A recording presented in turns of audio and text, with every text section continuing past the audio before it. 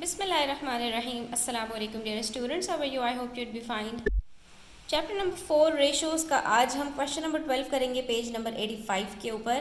तो video and तक देखिएगा, स्किप मत कीजिएगा क्योंकि इसके अंदर कुछ टिप्स एंड ट्रिक्स होती हैं जो अगर आप वीडियो स्किप कर दें तो आपसे मिस हो जाती हैं। ठीक है, तो स्टार्ट करते हैं। यहाँ पर हमें बताया जा रहा है florist had some stocks of roses, some stocks of tulips and 112 stocks of other flowers. ठीक है, एक फ्लोरिस्ट है यानी कि जो फ्लावर्स के अंदर डील करती हैं, उनके पास 3 तरह के स्टॉक्स हैं, कुछ रोजेस के, कुछ ट्यूलिप्स के और 112 डिफरेंट फ्लावर्स के। ठीक है, 3 तरह की कैटेगरीज यहाँ पर बता दी।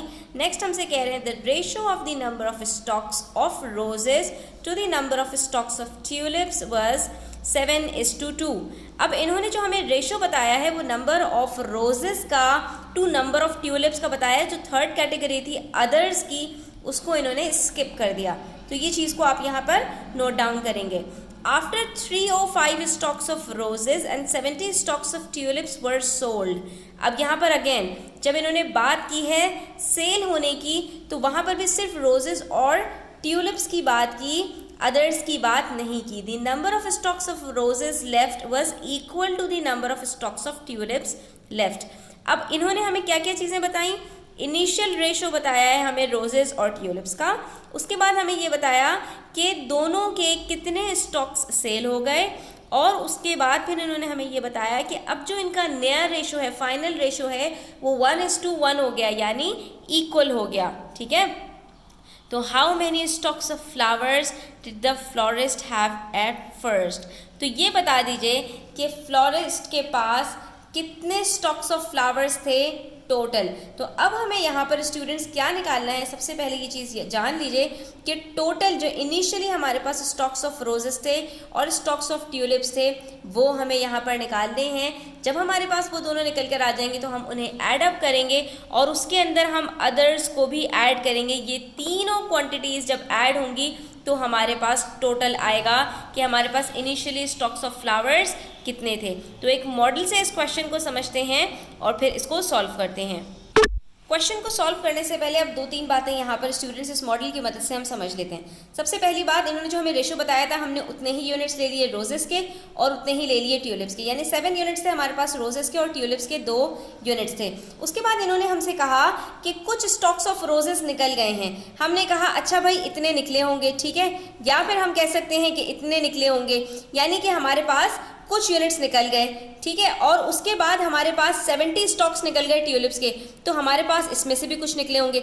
लेकिन एक चीज़ को आपने यहाँ पर ध्यान में रखना है कि चाहे हमारे पास यहाँ से निकले हों या हमारे पास यहाँ से निकले हों, जो भी हमारे पास क्वांटिटी निकली है उसके बाद जो क्वांटिटी हमारे पास बच रही है स्टूडेंट्स वो दोनों की बराबर है। क्योंकि इन्होंने हमसे क्या कहा कि जब हमारे पास सेल हो गए तो उसके बाद जो रोजेस और ट्यूलिप्स के यूनिट्स बचे हैं वो इक्वल नंबर हैं, बराबर हैं। तो चाहे हम ये कहें, फॉर एग्जांपल मैं यहाँ तक ले लेती हूँ कि मेरे पास ट्यूलिप्स यहाँ तक बच गए, ठीक है, तो इसका मतलब है रोजेस भी मेरे पास यहीं तक बचे होंगे।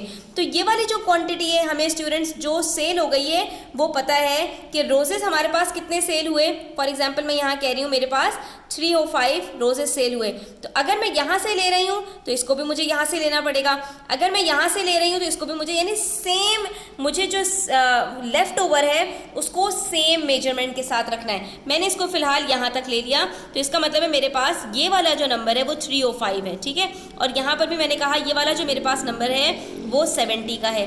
अब जब ये वाली बात आपको समझ में आ गई स्टूडेंट्स, तो अब आप यहाँ से एक चीज़ एनालाइज कर सकते हैं कि अगर मेरे पास ये पोर्शन 305 है और ये पोर्शन मेरे पास 70 है, तो ये जो डिफरेंस है क्या मैं ये निकाल सकती हूँ?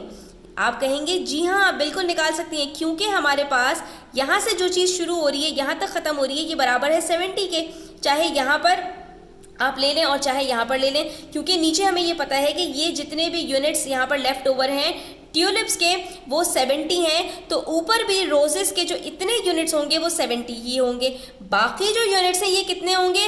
तो हम कहेंगे कि भाई अगर मैं 305 रोजेस में से 70 ट्यूलिप्स को निकाल दूं तो मुझे पता चल जाएगा कि मेरे पास जो ये यूनिट्स हैं 1 2 3 4 5, ये 5 यूनिट्स बराबर हो जाएंगे 305 को 70 से माइनस करके 235 रोजेस के।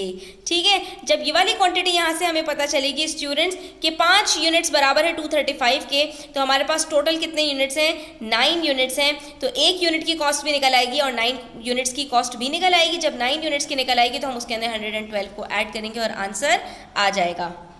तो यहाँ पर स्टूडेंट्स हम सबसे पहले ये बात इनको बताएंगे कि after 305 stocks of roses and 70 stocks of tulips were sold, equal number of roses and tulips were left. ठीक है, हमने कहा कि जब आपने इतने सेल कर दिए रोजेस और इतने सेल कर दिए ट्यूलिप्स, जितने भी वो हों, ठीक है, यूनिट्स में हमें जो नंबर बताया गया कि 305 इतने रोजेस और 70 ट्यूलिप्स सेल करने के बाद जो अमाउंट बच रहा है वो इक्वल है। इसका मतलब ये हुआ, it means the difference of units is equals to the difference of the number of their stocks sold. ठीक है, इसका मतलब ये हुआ कि जो दोनों के दरमियान में यूनिट्स का डिफरेंस है, कितने यूनिट्स का डिफरेंस है, 7 - 2, 5 यूनिट्स का जो डिफरेंस है वो बराबर होगा 305 - 70 के। ठीक है, तो हमने जब ये कहा तो हमारे पास यहाँ पर आंसर आ गया कि 5 यूनिट्स बराबर है 235 स्टॉक्स के, तो 1 यूनिट बराबर हो जाएगा 235 डिवाइडेड बाय 5 यानी 47 स्टॉक्स के। और जब ये 47 स्टॉक्स के बराबर है तो 9 यूनिट्स बराबर हो जाएंगे 423 स्टॉक्स के। और इनिशियली हमारे पास जो अदर्स थे उनकी कैटेगरी के अंदर 112 स्टॉक्स थे, तो टोटल हमारे पास आ जाएगा 535 स्टॉक्स। तो हम यहाँ पर क्या कहेंगे कि florist have 535 stocks of flowers at first. ठीक है, तो इस तरह से इस क्वेश्चन को हम यहाँ पर सॉल्व करेंगे। आई होप स्टूडेंट्स आपको क्लियर हो गया होगा। स्टिल कोई क्वेश्चंस हो, क्वेरीज हो, कमेंट सेक्शन में आप पूछ सकते हैं। Thanks for watching the video till the end. Take care, Allah हाफिज़।